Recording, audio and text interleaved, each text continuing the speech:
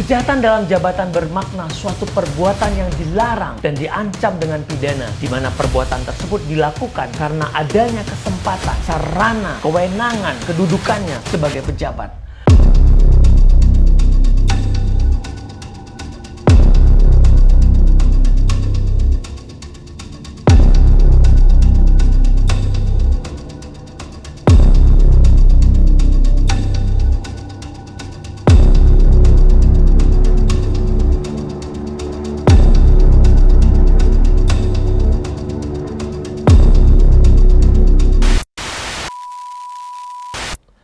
Assalamualaikum warahmatullahi wabarakatuh. Salam sejahtera buat kita semuanya.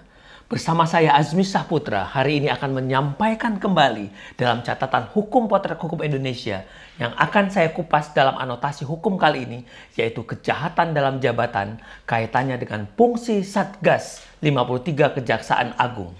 Rekan-rekan sekalian, Satuan Tugas atau Satgas 53 Jaksa Agung telah berhasil menjalankan operasi penangkapan di Aceh terhadap Kepala Kejaksaan Negeri Biren, M. Junaidi, dan kini Kepala Kejaksaan Negerinya telah dibawa ke Jakarta serta dilakukan pencopotan jabatan terhadap jabatannya sebagai Kepala Kejaksaan Negeri.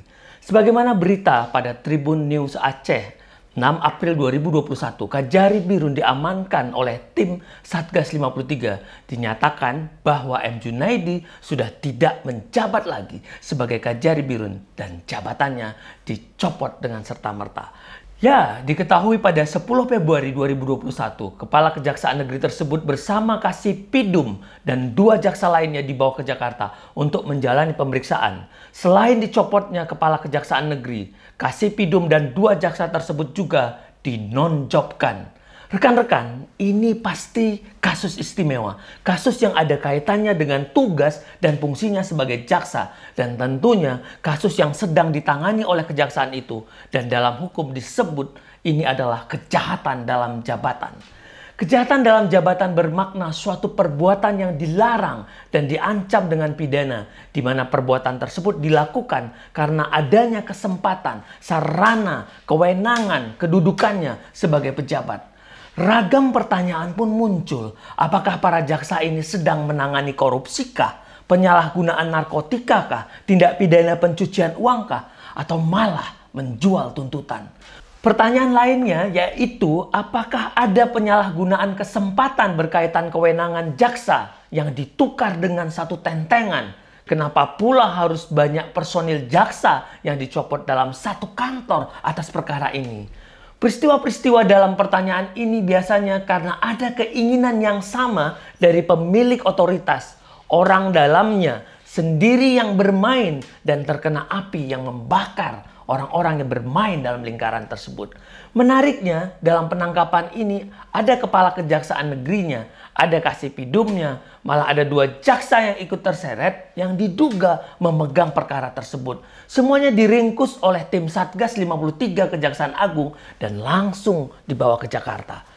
Rekan-rekan sekalian, jika perkara ini masuk dalam ranah tindak pidana korupsi, bisa saja perbuatan itu dikategorikan sebagai peristiwa suap.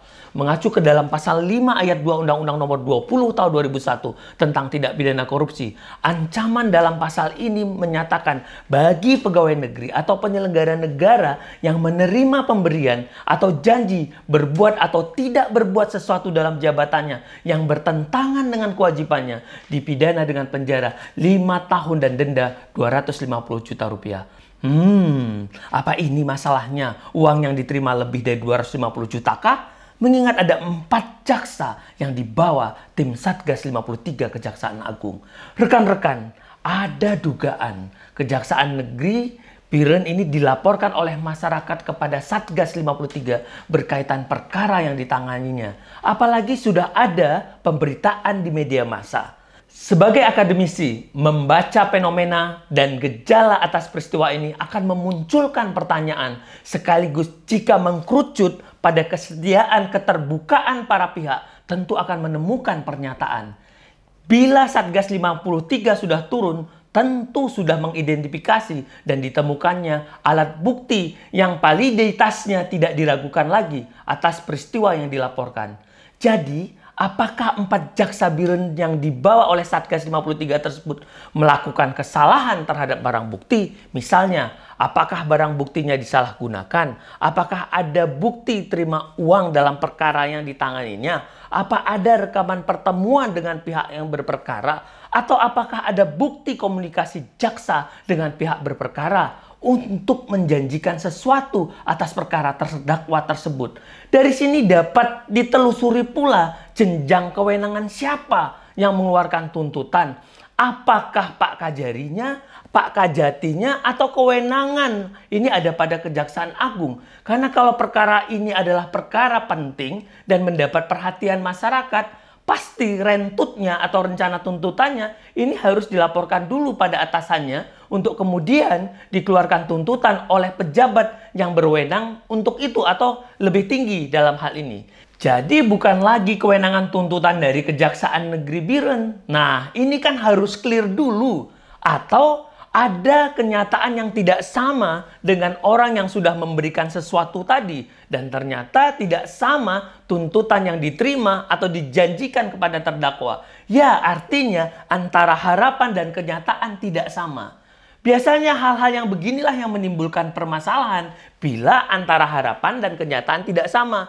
Dan akhirnya melakukan perlawanan berbalik arah kepada oknum jaksa tersebut. Karena ada rasa kekecewaan dari terdakwa, dari keluarganya yang terkuncang dalam dirinya.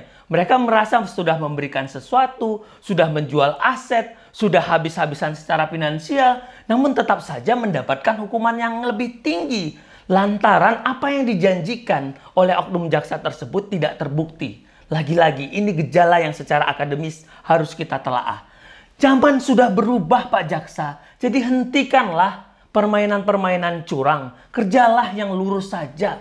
Meskipun demikian, Pak Nazarudin Dekgam, anggota DPR RI Komisi 3 menyatakan alasan pencopotan mantan Kajari tersebut harus disampaikan ke publik agar ada kejelasan. Jadi Kejaksaan Agung harus mengkonfirmasi apa sih peristiwa ini, apa sih sebabnya 4 jaksa tersebut dibawa oleh tim Satgas 53. Jadi kalau ada temuan dan ada kemauan ditindaklanjuti, maka akan mudah mengungkapkan sebuah kejahatan, termasuk membersihkan lembaganya.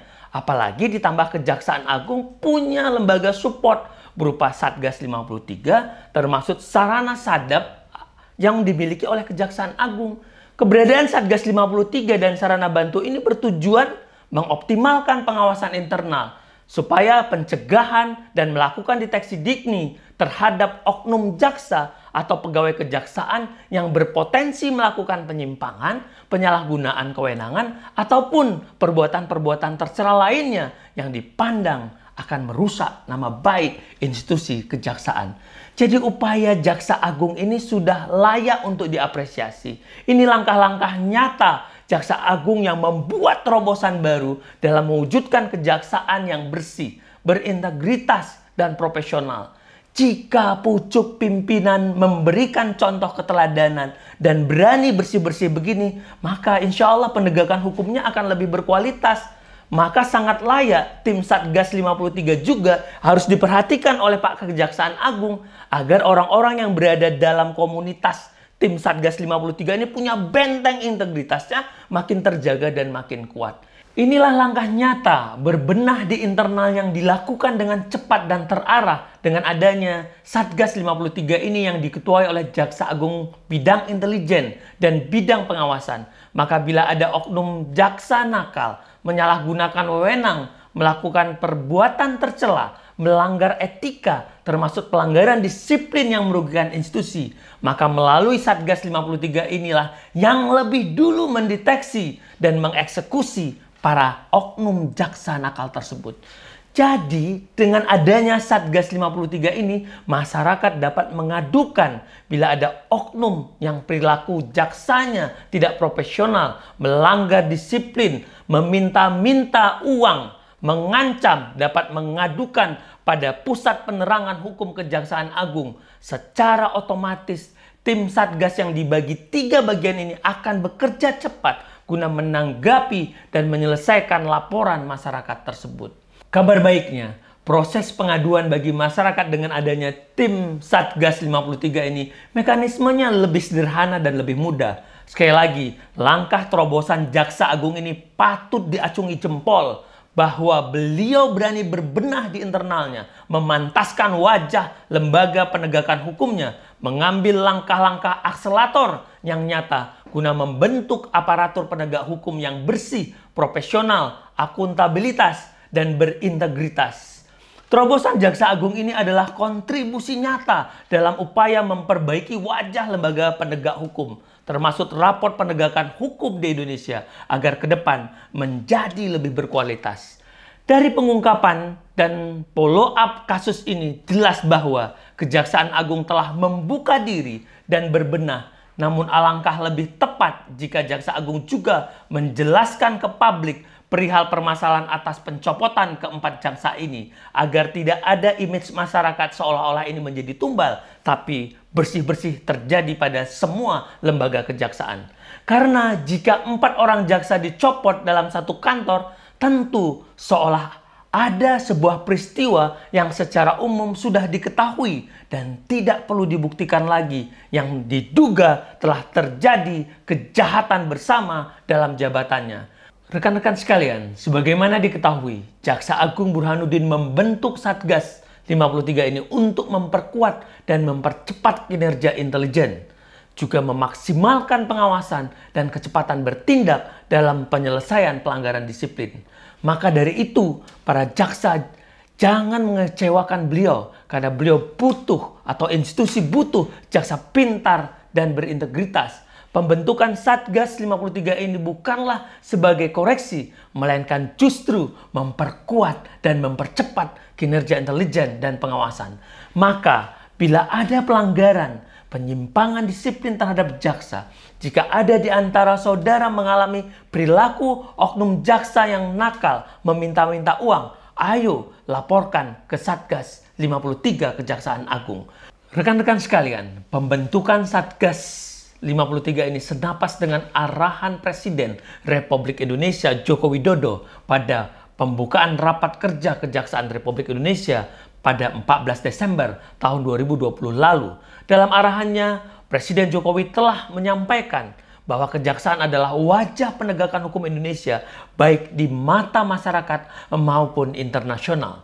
Dengan demikian, setiap tingkah laku dan sepak terjang personil di kejaksaan dalam penegakan hukum akan menjadi tolok ukur wajah negara dalam mewujudkan supremasi hukum di Indonesia. Karena itu, penguatan terhadap pengawasan dan penegakan disiplin internal dalam tubuh kejaksaan adalah hal yang tidak dapat ditawar lagi.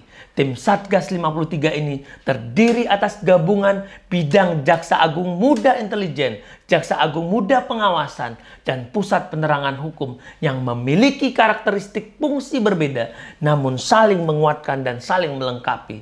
Kita tentu berharap kolaborasi dan sinergis ketiga lintas bidang ini dapat makin memperkuat peran pengawasan selaku pelaksana pengendali intern kejaksaan untuk membuat lembaga kejaksaan yang tangguh dan mendapat kepercayaan masyarakat. Mari kita dukung kejaksaan sebagai lembaga negara yang melaksanakan kekuasaan negara di bidang penuntutan, yang harus melaksanakan fungsi dan tugasnya dan wewenangnya secara merdeka, terlepas dari pengaruh kekuasaan pemerintah dan pengaruh kekuasaan lainnya, sebagaimana tertuang dalam pasal 2 ayat 2 Undang-Undang Nomor 16 Tahun 2004 tentang Kejaksaan.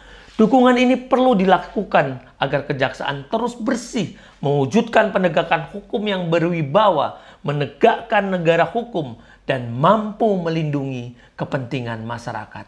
Ayo, semua bersinergis, bersatu dalam barisan untuk memperbaiki keadaan, menemukan kebenaran, dan maju ke depan meluruskan, guna membangun bangsa.